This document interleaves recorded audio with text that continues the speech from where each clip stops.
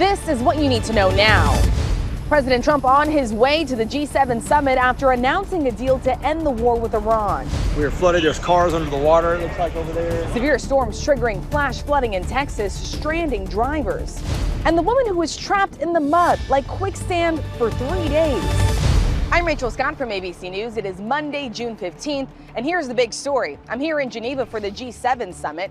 President Trump is arriving here today as world leaders grapple with a major turning point in the Middle East. The president says the U.S. and Iran have reached an initial agreement that could lead to a formal peace deal being signed on Friday. The deal would extend the current ceasefire and reopen the critical Strait of Hormuz, that shipping route for the world's oil supply, while launching a new round of nuclear talks. But major questions do remain, including whether the broader conflict can be contained, as Israel says it will continue operations against Hezbollah and Lebanon. Martha Raddatz is in Jerusalem. Israel's national security minister making it even clearer, saying on social media that Israel is not bound by the U.S.-Iran agreement, which he said does not ensure Israel's security. So these are going to be very difficult negotiations indeed. Oil prices falling sharply after the news of a possible deal. Today, oil trading at its lowest level since early March. And gas prices are also easing, with the national average under $4 a gallon. Some analysts say it could drop even further into the summer if this peace deal does hold. President Trump is heralding the deal as the exact opposite of what former President Obama had done with Iran, which President Trump ended in 2018.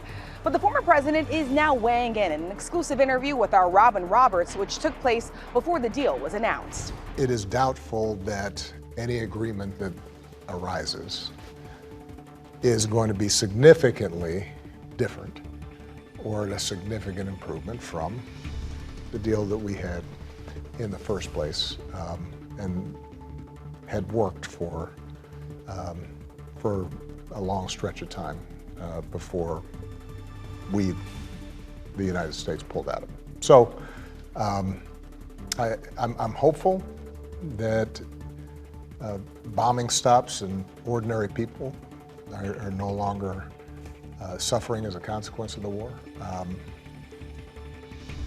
And then in retrospect, it's a reminder that on a lot of difficult foreign policy problems, the notion that we can just bully our way or bomb our way to solutions may sometimes seem appealing, but the fact of the matter is that taking the time to explore diplomacy and exhaust the possibilities of coming up with deals that don't solve 100% of the problem, but solve 80, 90% of the problem, while avoiding the necessity of going to war.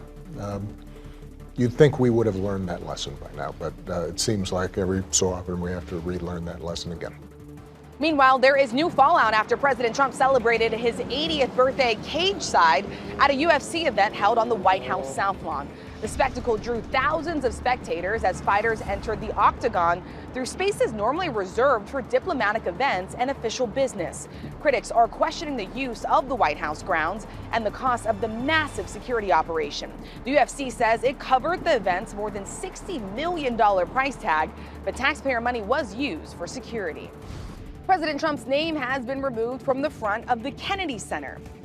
Workers taking down the metal letters that were added back in December, but a tarp is still covering the original signage. A federal judge had ordered the administration to remove President Trump's name, declaring the rebranding unlawful. The Justice Department's appeal to let the president's name remain was rejected.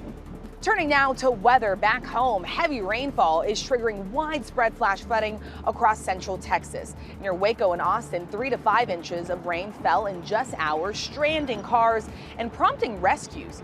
Houston is under a moderate risk for excessive rainfall over the next 4 days. The area could see more than half a foot of rain through Thursday. And in Minnesota, call it a miracle in the mud. A 68-year-old woman is expected to make a full recovery after surviving 3 days trapped in a mud pit. Two friends riding ATVs say they spotted her vehicle and heard cries for help. They found her nearly submerged in mud, describing it like quicksand with only her face above water. They pulled her out before calling 911. And we have much more what you need to know.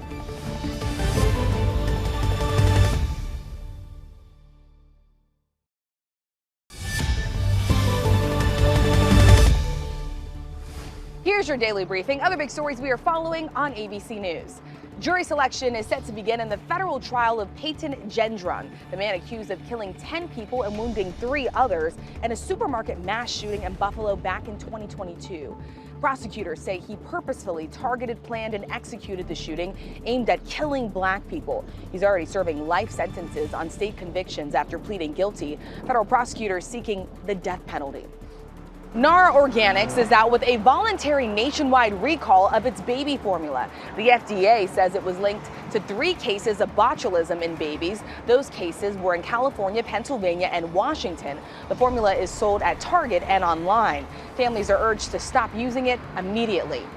And the king of pop is now the king of the box office, with Michael becoming the highest grossing musical biopic of all time. The film surpassed Bohemian Rhapsody with more than $932 million worldwide.